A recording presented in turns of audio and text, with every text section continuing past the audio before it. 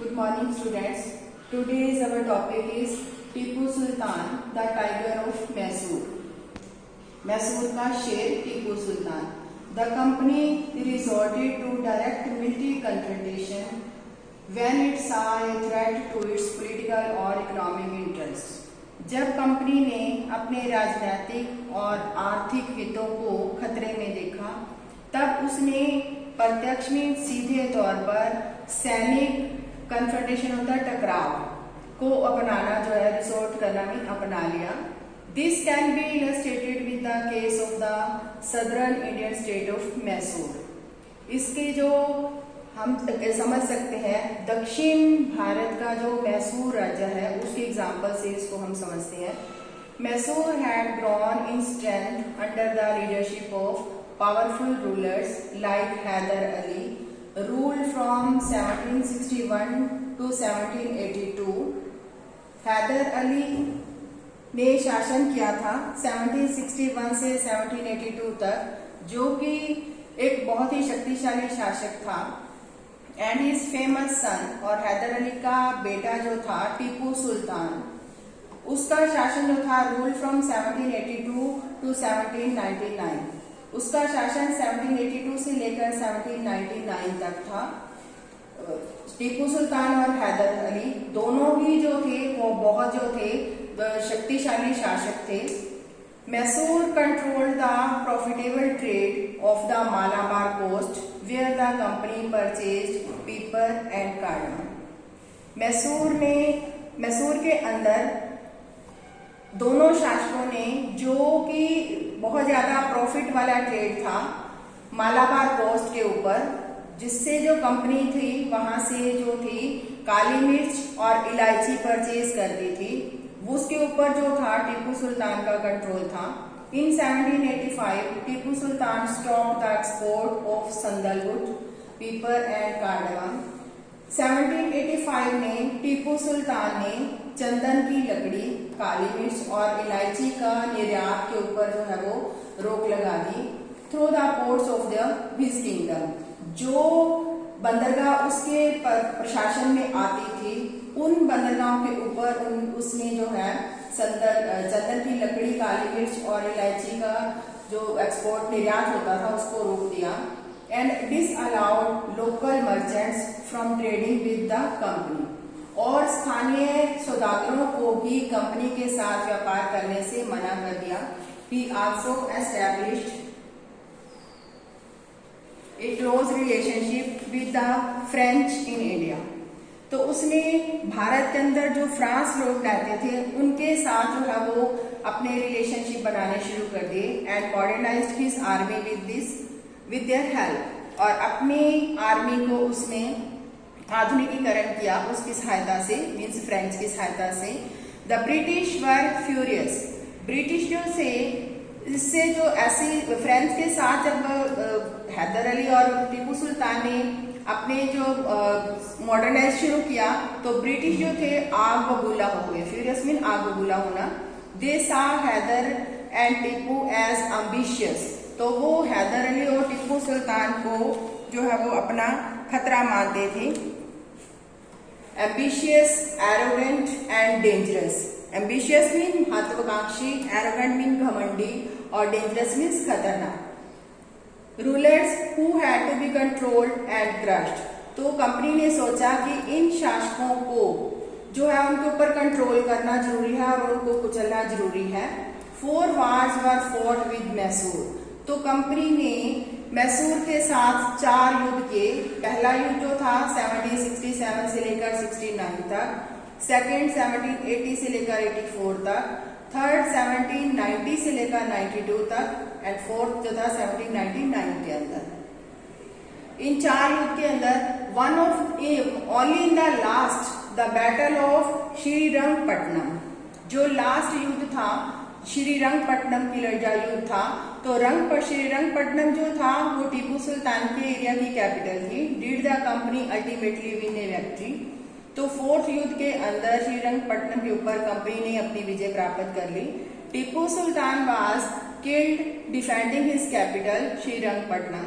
जब टीपू सुल्तान अपनी कैपिटल को बचाते हुए, उसकी डिफेंड करते हुए, टीपू सुल्तान जो है वो मारा गया था। Mysore was placed under the former ruling dynasty of the Wodeyars. तो मैसूर को जो फॉर्मर था, पूर्व पहले की जो शासक थे वोडियार्स थे, उनके जो है अंडर आ गया।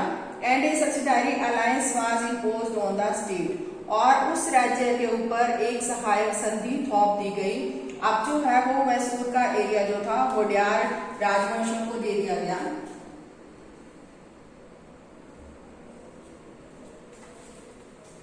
Next topic is war with the Marathas. Maratha के साथ युद्ध। From the late 18th century the company also sought to curb and eventually destroy Maratha power. 18वीं सदी के अंत में कंपनी जो थी वो मराठा शक्ति को भी कुचलना चाहती थी। With their defeat in the third battle of Panipat in 1761। Panipat का तीसरा युद्ध जो था 1761 में हुआ, उसके अंदर हारने के बाद the Maratha dream of ruling from Delhi. उस पानीपत के तीसरे युद्ध में मराठा की हार हुई थी, तो मराठाओं का जो दिल्ली के ऊपर राज करने का सपना जो था वह शैटर्ड मीन बिखर जाना, तो वो चकनाचूर हो गया। They were divided into many states. उनको बहुत सारे जो स्टेट्स में बट गया वो एरिया अंडर डिफरेंट चीफ्स। तो उनके जो सरदार थे वो अलग अलग हो गए। वो कौन से? Belonging to dynasties such as Scindia.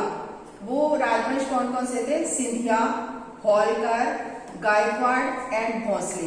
ये चार जो थे डायनेस्टी में बांटा गया। These chiefs were held together a confederacy under a Peshwa, principal minister, who became its effective military and administrative head based in Pune. Peshwa जो था वो मिलिट्री का एडमिनिस्ट्रेटिव हेड होता था, जो कि पुणे में रहता था। उसके अंडर जो पेशवा के अंडर जो था ये पुणे में रहने वाला एडमिनिस्ट्रेटिव हेड। कॉन्फेडरेसी जो है वो जो चीफ थे उन्होंने उसके साथ जो था कॉन्फेडरेसी के अंदर शामिल हुए, इकट्ठे हुए। मीन्स राज्य मंडल। कॉन्फेडरेसी का मीनिंग होता है हिंदी में राज्य मंडल। Mahadji Scindia and Nana Phadnavis were two famous Maratha soldiers. ये मराठाओं के दो जो मशहूर योद्धा थे, सिपाही थे and statesman of the late 18th century। 18वीं सदी के अंत में जो थे ये दोनों राजनीतिज्ञ, स्टेट्समैन राजनीतिज्ञ जो थे, ये महादजी सिंधिया और नाना फडणवीस थे। The Marathas were subdued in A series of wars. तो मराठा के साथ जो था जो युद्ध हुए थे उसके अंदर जो है उनको घुटने टेकने पड़े थे। सबड्यूड मीन घुटने टेकने पड़े। In the first war that ended in 1782। First युद्ध जो था 1782 के अंदर जो है वो खत्म हुआ। किसके साथ खत्म हुआ? उनके साथ एक संधि की गई थी with the treaty of Salbai. Salbai संधि के साथ जो युद्ध खत्म हुआ 1782 के अंदर। There was no clear victor, क्योंकि वहां पर कोई भी जो है वो जीत प्राप्त नहीं कर पाया था युद्ध के अंदर, तो वहां पर एक संधि की गई थी द सेकेंड एंग्लो मराठा वार। तो दूसरी जो युद्ध था 1803 से लेकर 5 तक युद्ध हुआ, was fought on different fronts resulting in the British gaining Odisha. तो जो ये युद्ध हुआ था वो बहुत से मोर्चों पर लड़ा गया था। उसके अंदर क्या था? ब्रिटिश ने Odisha and the territories north of the Yamuna river including Agra and Delhi. तो ओडिशा और यमुना के जो रिवर का जो टेरिटरी थे, आगरा और दिल्ली, उसके ऊपर जो था कंपनी की जीत प्राप्त हो गई। Finally the third Anglo Maratha war of 1817 से 19 तक, जो थर्ड जो एंग्लो मराठा वार हुई थी, क्रश्ड मराठास पावर, उसके अंदर जो है वो मराठा की शक्ति को उन्होंने कुचल दिया था। The Peshwa was removed.